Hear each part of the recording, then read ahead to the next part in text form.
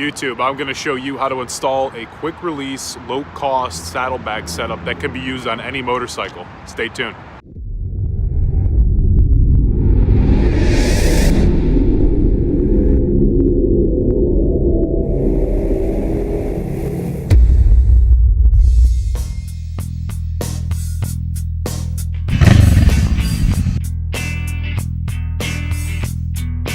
So who's this setup for? It's a low-cost setup utilizing soft saddlebags with a quick release ability. I like soft saddlebags because they cost a lot less than hard mount saddlebags do. They're not as bulky and they're compressible when it's time to put them away in the garage. Their disadvantage is a lack of security, but this problem can be eluded by the fact that you can easily remove these saddlebags from this setup. I purchased my bags used, but you can find ones just like the ones that I'm using in this video on Amazon for around $50. Check out the link in the description below for ones that I recommend you use for this setup. I also use the mounting bracket by Willie and Max. This is also a low-cost item at $50, and it's universal to almost every bike. The bracket assembly is pretty straightforward. All the hardware is included in the package, and the link to this is in the description below as well. Keep in mind this bracket is designed to account for the thickness of a hard mount saddlebag, so the bolt won't exactly fit snug to the bike frame, which causes the bracket to hang loose. You could just drill holes in the sidewalls of the soft saddlebags and use the hardware that comes with the bracket, but by doing so you're going to lose the quick release ability that this setup has. The bags on my setup lay over top the back fender and over the sides of the bracket, so there's no drilling required. You'll want to head to the hardware store and pick yourself up some M8 by 1.25 by 60 millimeter bolts and M10 by 1.25 by 60 millimeter bolts. You also need 4 M8 flat washers, 2 M10 flat washers, and 4 1/4-inch lock washers. Make sure you don't tighten down the 1/4-inch X bolts just yet all the way. Leaving them hand tight will do just fine. You're going to want to adjust them once they're on the bike later. Locate the compartment on the side of your bike and unlock it with your key.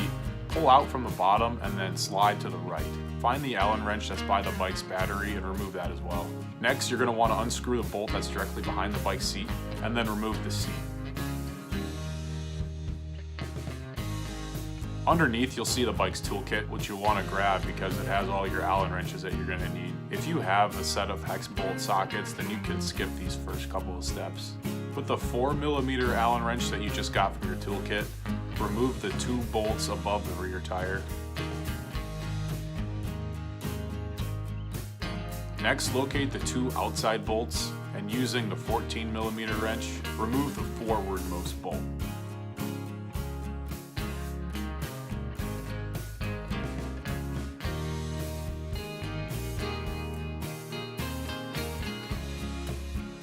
Use a 12mm wrench to remove the rearmost bolt.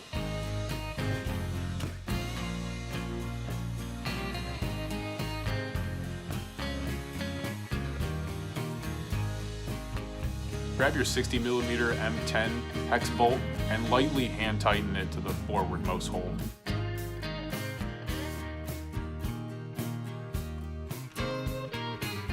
Your 60mm M8 bolt can be hand tightened in the rearmost hole.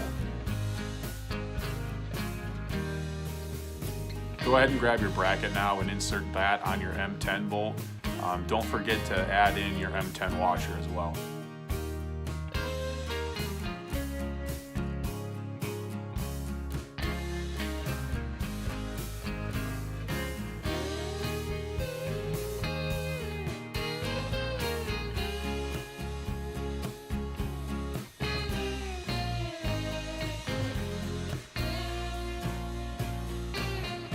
Now grab 2 of your M8 washers and sandwich the bracket head. Put 1 on each side.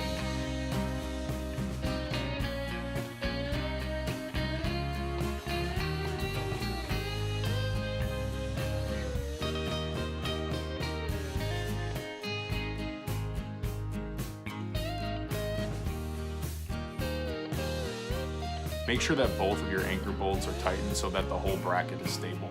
Don't forget to tighten your 1/4-inch hex bolts once you have your bracket positioned where you want it.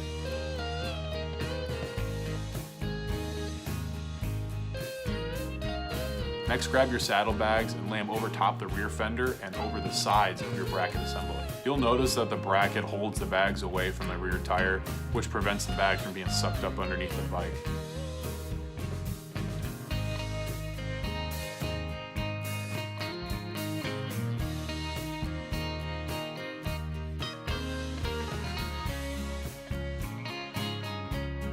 You're going to want to grab yourself some bungee cords next. I'm using 18-inch cords.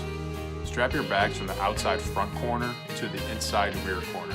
It's a good idea to twist the cord around the bracket a couple of times just for the added stability so there's no slippage.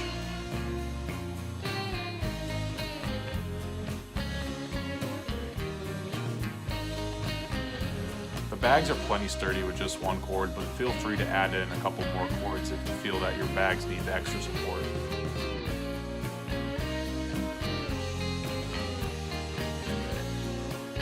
And removal is as simple as just removing your bungee cord.